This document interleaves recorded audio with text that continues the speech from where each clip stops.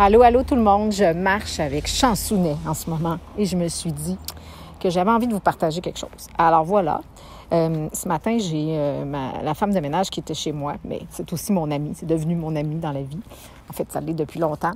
Ce dont je veux vous parler, c'est le pouvoir ou la puissance des petites choses, des petits gestes.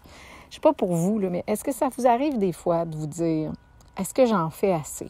Est-ce que j'en donne assez? » On est donc des fois exigeants envers nous-mêmes. Puis ça, c'est quand on se dit pas « Est-ce que je suis assez? » Ce qui est encore pire, je pense. Parce qu'effectivement, on est tous assez. On est tous extraordinaires à notre façon. Puis avec ce qu'on a vécu, puis tout ce qu'on a traversé, ou en tout cas le potentiel qu'on a aussi. Donc, des fois, je me dis, il faut s'enlever de la pression. Puis là, c'est ça que je fais en vous laissant ce message, enlever de la pression, j'espère, en vous racontant une petite histoire. Parce que ce matin, mon amie est arrivée pour faire le ménage et elle m'a apporté une pomme. Elle me laisse ça sur le comptoir. Elle me dit, regarde, je t'ai apporté une pomme qui était toute bien lavée dans son petit essuie-tout. Et là, je m'apprêtais à partir marcher avec Chance. Fait que j'ai dit, tiens, je vais partir avec la pomme. Je vais manger la pomme en marchant. J'ai commencé à marcher puis à manger ma pomme. Et je suis devenue émue parce que je me suis dit, tu sais, c'est une petite pomme, une petite pomme.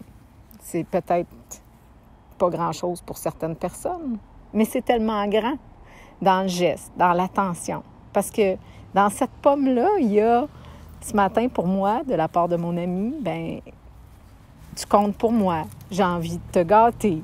J'ai envie de prendre soin de toi. De te dire que je suis là. Et combien d'autres choses. Ça, c'est ce que moi, je m'imagine. Ce qu'elle a mis dans cette pomme-là, je ne sais pas. Il faudrait peut-être que je lui demande, d'ailleurs. Mais je trouve ça tellement beau.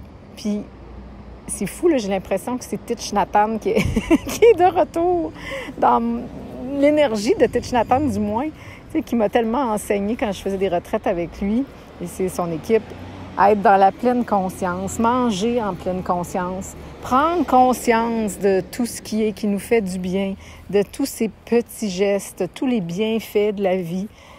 Bénir ça, avoir de la gratitude pour ça. J'en parlais hier dans le direct que j'ai fait là, sur Sexy Zanapi. Alors, le pouvoir, la puissance des petites choses, des petits gestes. Là, c'est une pomme dont je vous parle, mais des fois, c'est un sourire qu'on fait à quelqu'un. D'autres fois, c'est un petit mot qu'on laisse dans une boîte à lunch à un enfant ou sur l'oreiller d'un amoureux. Ça peut être... Moi, je trimballe souvent des petites cartes de Sainte-Thérèse de Lisieux parce que c'est ma sainte préférée.